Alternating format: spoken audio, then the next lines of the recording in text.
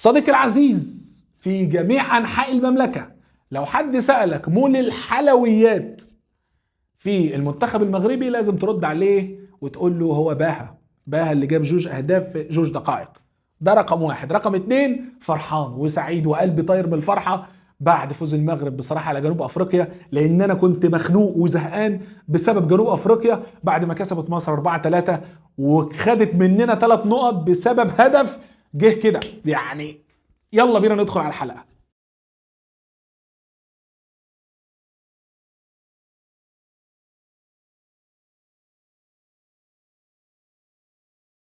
السلام عليكم ورحمة الله تعالى وبركاته. بنقول في أول الحلقة شكرا لإخواتنا في المغرب اللي قدروا ياخدوا حقنا من جنوب أفريقيا بعد ما جنوب أفريقيا في ماتش دراماتيكي قدرت تكسب المنتخب المصري 4-3. النهاردة المنتخب المغربي بيسد كل أذانه وبيركز في المباراة في المستطيل الأخضر وبيقدر يحصل على بطاقة التأهل للسيمي فاينال. أيوة، المغرب وصل لسيمي فاينال البطولة.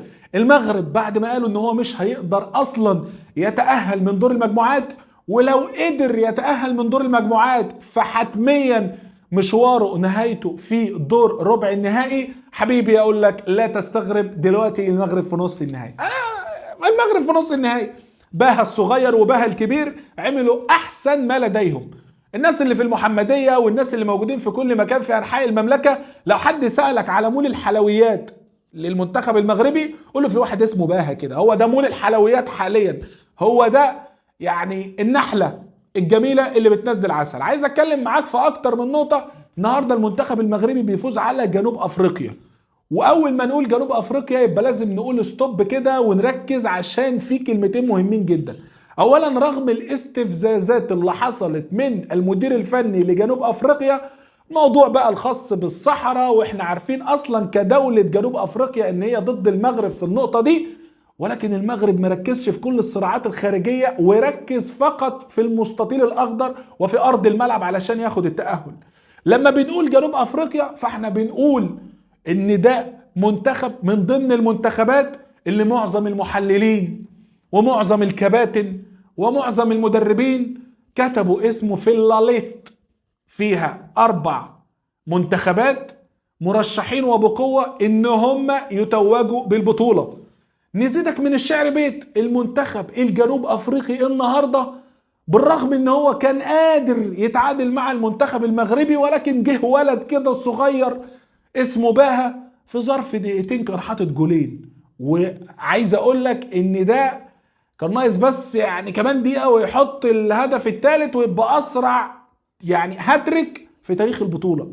المنتخب المغربي رغم ان في ناس كتير شككت في قدرته وشككت في الكابتن نبيل باها ومجموعة ان هم يكونوا موجودين في السيمي فاينال، فهو حاليا على ارض الواقع موجود في السيمي فاينال. الناس ركزت في الملعب فقط لا غير، ناس سمعت نفسهم وحققت حلمهم.